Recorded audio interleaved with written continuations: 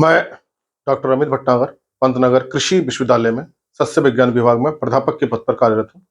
और इस चैनल के माध्यम से मेरा प्रयास है किसानों तक सही जानकारी पहुंचे ताकि उसका लाभ वो खेती में ले सकें। आज जो मैं बात करना चाहता हूँ वो ये है कि हम अपने खेत में urea, DAP, SSP, NPK fertiliser डालते हैं, उसके बाद भी हमारी फसल से अच्छी उपज नहीं मिलती, फसल की बढ़वार अच्छी नहीं होती। तो ऐसी क्या हम खाद डालने में ऐसी क्या कमी कर रहे हैं, ऐसी कौन सी उर्वरकों की कमी जो हमको पता नहीं हो रही है, जिससे हमें अच्छा उत्पादन नहीं मिल रहा है।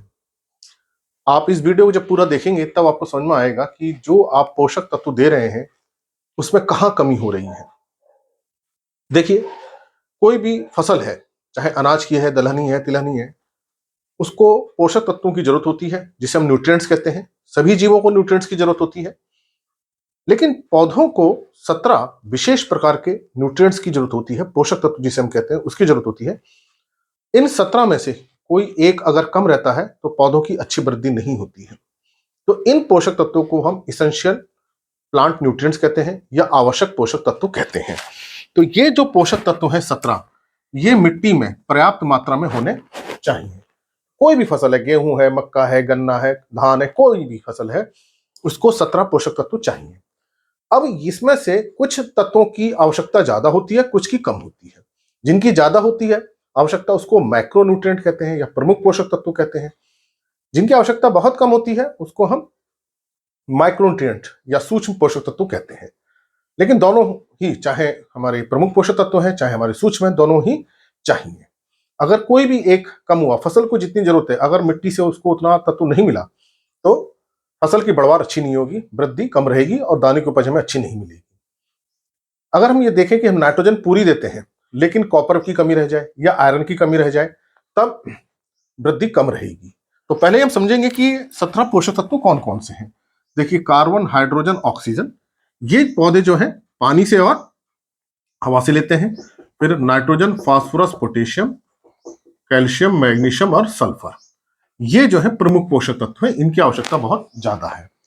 जो सूक्ष्म पोषक तत्व है जिसको माइक्रोन्यूट्रिएंट्स कहते हैं, वो है Fe, Cu, Mn, Zn, boron, chlorine, molybdenum और निकेल। ये 8 है। 1 2 3 4 5 6 7 8 और ये 9, 9 + 8 17।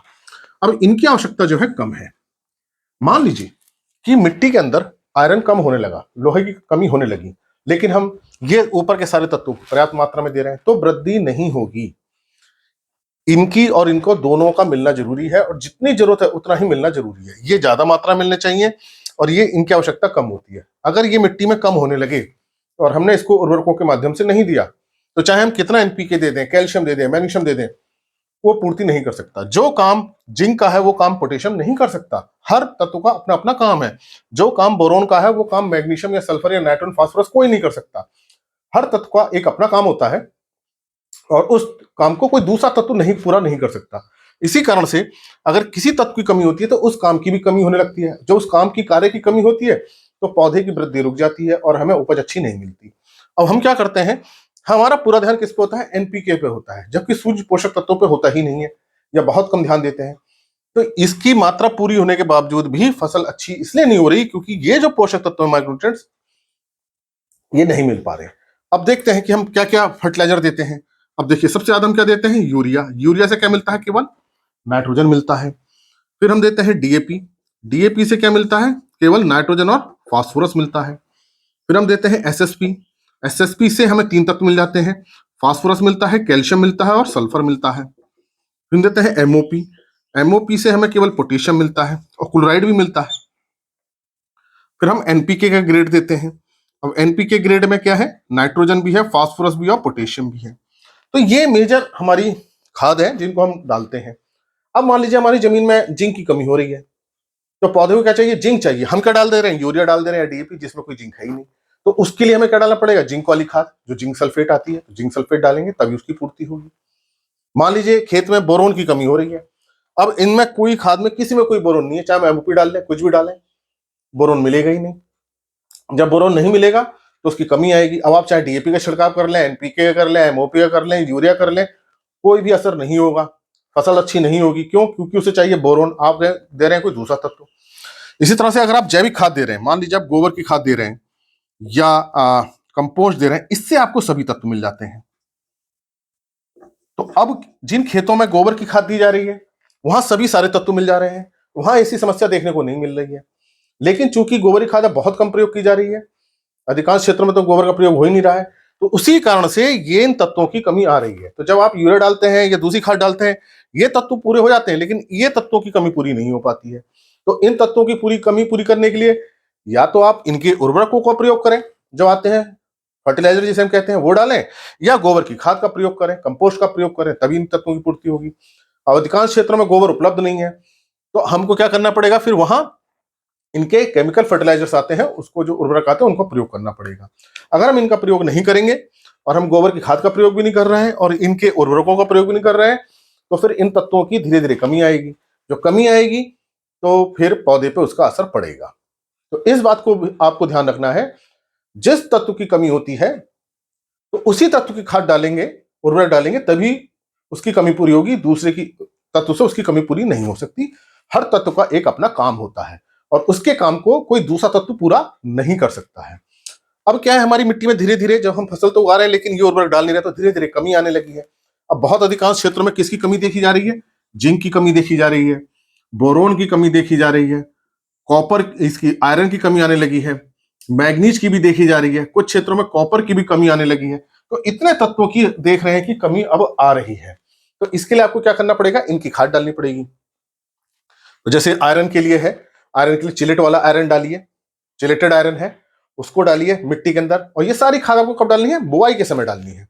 बुआई के समय डालेंगे तो पानी में घुल करके जड़ तक पहुंचेगी, जड़ से पूरे पौधे में जाएगी, तभी इसके बहुत अच्छे रिजल्ट्स आते हैं। अगर आप बुआई के समय नहीं डाल पाए तो फिर खड़ी फसल में इनके छिड़काव करना चाहिए।